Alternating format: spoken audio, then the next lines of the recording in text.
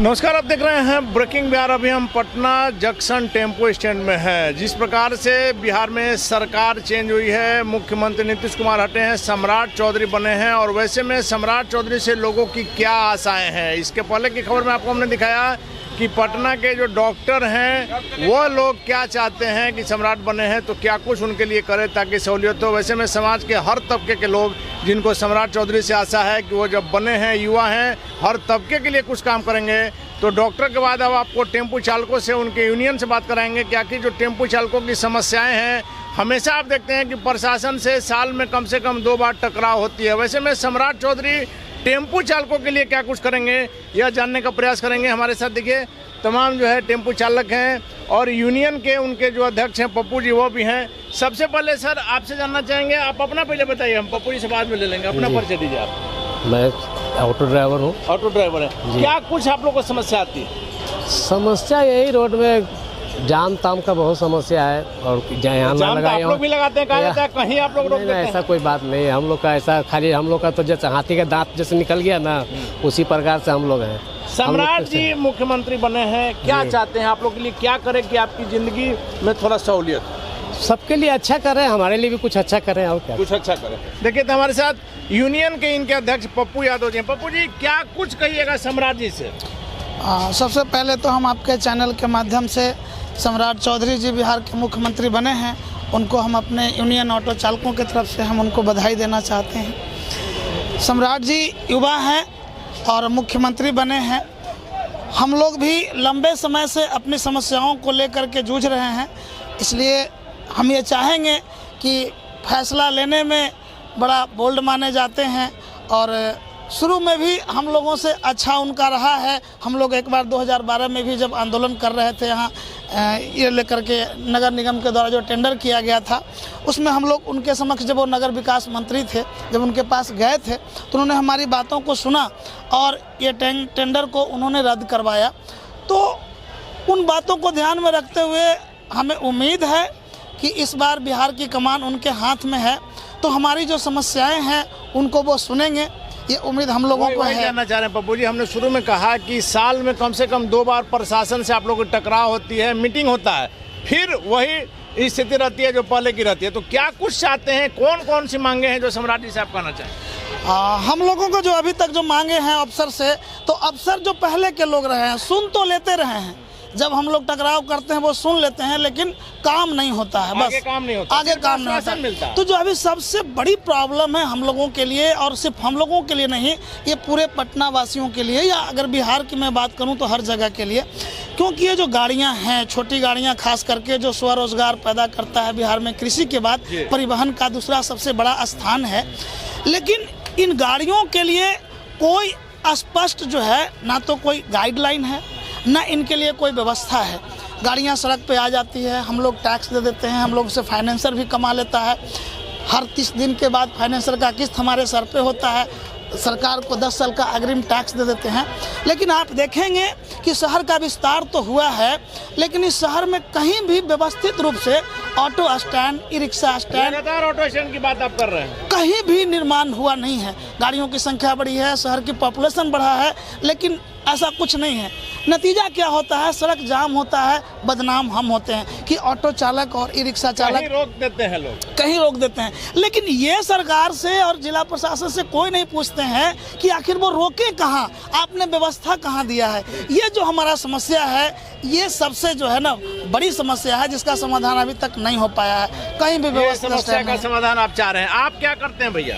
मैं भी auto driver हूँ। ऑटो ड्राइवर है, क्या कुछ रोड पर दिक्कतें आ रही है? मेरे साथ दिक्कत है कि मैं जिधर भी जाता हूँ हमसे नगर परिषद, नगर पालिका, नगर निगम के नाम पे टैक्स लिया जाता है, जो कि जबरदस्ती 3 चक्का को टैक्स विमुक्त किया जाए। कहीं भी जाते हैं तो उन लोग टैक्स के नाम पर नगर परिषद का ठेका दीजिए, ठेका के नाम पर हमसे लूटपाट होता है। 10 रुपये का जगह 50 रुपये ले जाता है। अब हम बाहर चलेगा, कहीं भी जाते हैं 10-20 किलोमीटर, 50 किलोमीटर, 200-400 रुपया कमा ही रहे हैं, उसमें 50-60 रुपया रंगदारी रंगदारी चल गया। तो नगर निगम का जितना नगर परिषद का ठेका है, इसको खत्म किया जाए। अगर लेना तो आप बड़ी गाड़ी से लीजिए, 3 चक्का को आप छोड़ दीजिए कहीं भी। हाँ, 3 चक्का को। देखिए रोड पर जो है अपराधियों से और कुछ पुलिस से भी परेशानी होती है, क्या पैसा लेता है लोग? बहुत सा परेशानी होती है, जहाँ जाए, हाँ, जहाँ मन तहाँ रोकवा के ले लेती है।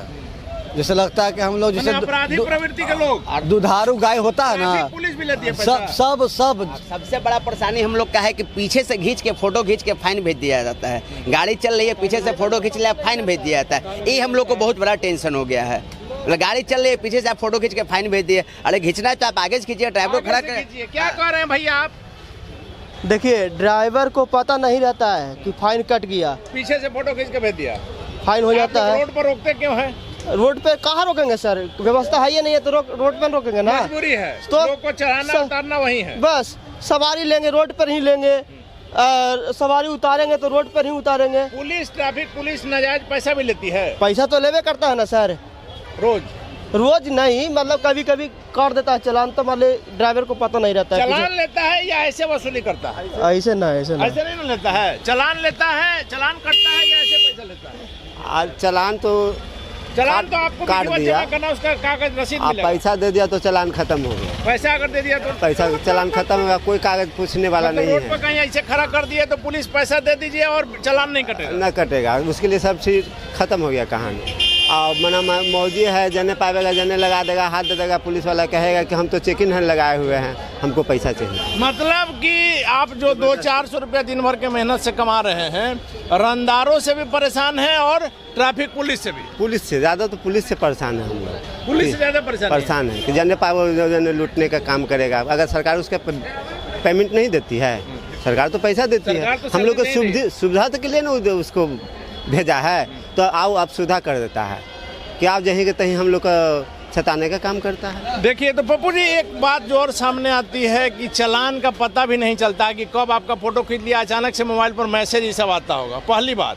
दूसरी जो EMI की लगातार आपको दिखा रहे हैं कि EMI कभी ऐसी स्थिति आ जाती है कि आप लोग दे नहीं पाते हैं, तो जो फाइनेंसर है वो भी प्रेशर बना रहा है। वैसे में क्या कुछ सरकार आपके लिए मदद करे? देखिए, कहने के लिए सरकार है, गुड गवर्नेंस की बात होती है, लेकिन अभी गुंडा राज है। अभी तक जो राज है वो गुंडा राज है। सरकार का कोर्ट का भी निर्देश है कि अगर आप फाइनेंस करवाए हैं अपनी गाड़ी को, 1 या 2 किस्ती अगर गिर जा रहा है, तो आप ऐसा नहीं है कि फाइनेंसर गाड़ी को उठा के लेके चल जाएगा। लेकिन हर फाइनेंस कंपनी आज कम से कम 10-20 गुंडा अपने सड़कों पर छोड़ रखा है। अगर 1 महीना भी किस्त गिरा, वो आपकी गाड़ियों को जबरन टान लेगा। यानी सड़कों पर खुलेआम गुंडागर्दी होता है। अभी जो हमारे साथी ने जो सवाल उठाया, ये बिल्कुल जायज़ है और एक तरीक़ा से इलीगल को लीगल बना दिया गया है। नगर परिषद क्या है? नगर परिषद के नाम पर जो, या जिला परिषद के नाम पर पूरे बिहार में आप चले जाइए, यहाँ से जाइएगा हाजीपुर, यहाँ फतुहा, मसौढ़ी, बिहटा, जहाँ भी आप जाते हैं, जहाँ जाते हैं 40-40 रुपया, एक तरफ से 40 रुपया, दूसरे तरफ से भी आई 40 रुपया। माने एक बार रोड क्रॉस करना है, जाना आना है, तो आपको 80 रुपया उनको देना होगा। ये क्या है कि वो पुलिस और वहाँ के जो स्थानीय गुंडा है, दोनों के तालमेल से होता है। अभी पटना की मैं बात बता दूँ तो आप देख लीजिए, पटना जंक्शन पर पार्किंग अंदर में है। GPO रेलवे का जो पार्किंग कॉन्ट्रैक्टर है, वो GPO पुल के नीचे आकर के पैसा वसूली करता है। आप दानापुर में जाएंगे, जैसे ही दानापुर ओवरब्रिज ढूलेंगे, वहाँ पर आपको 60 रुपये, यानी रोड से गुजरने का टैक्स है वो, वहाँ उसका कोई पार्किंग नहीं है, नाजायज 60 रुपया वहाँ वसूल लिया जाता है। पाटलिपुत्रा स्टेशन पर आप रोड से गुजर रहे हैं तो 70 रुपया वहाँ वसूल लिया जाता है। तो ये जो चीज़ें हैं हम लोगों के लिए, एक तो हमारी कमाई कम है, EMI का प्रेशर है हमारे लिए। जगह जगह पुलिस का हर गाड़ियों पर 5 से 15 हज़ार रुपये का पेंडिंग चलान है। पीछे से फ़ोटो खिंच गया, क्योंकि आपको गाड़ी यहाँ नहीं खड़ी करनी थी, आपने खड़ी कर दिया, लेकिन ये नहीं बताया जाएगा कि गाड़ी खड़ी कहाँ करनी है, लेकिन चलान आपको कट गया। कोई सुनने वाला नहीं है इसको लेकर के। तो ये जो सारी चीज़ें हैं, एक बड़ी चुनौती है, लेकिन उम्मीद भी है, क्योंकि जो हमारे सम्राट चौधरी जी माननीय मुख्यमंत्री बने हैं बिहार के, उनका कहना था कि हम गुंडों को पैक कर देंगे, गुंडों को अंदर भेज देंगे। तो ये उम्मीद है और उनके लिए भी एक मौका है बिहार को गुंडा से मुक्त करने का।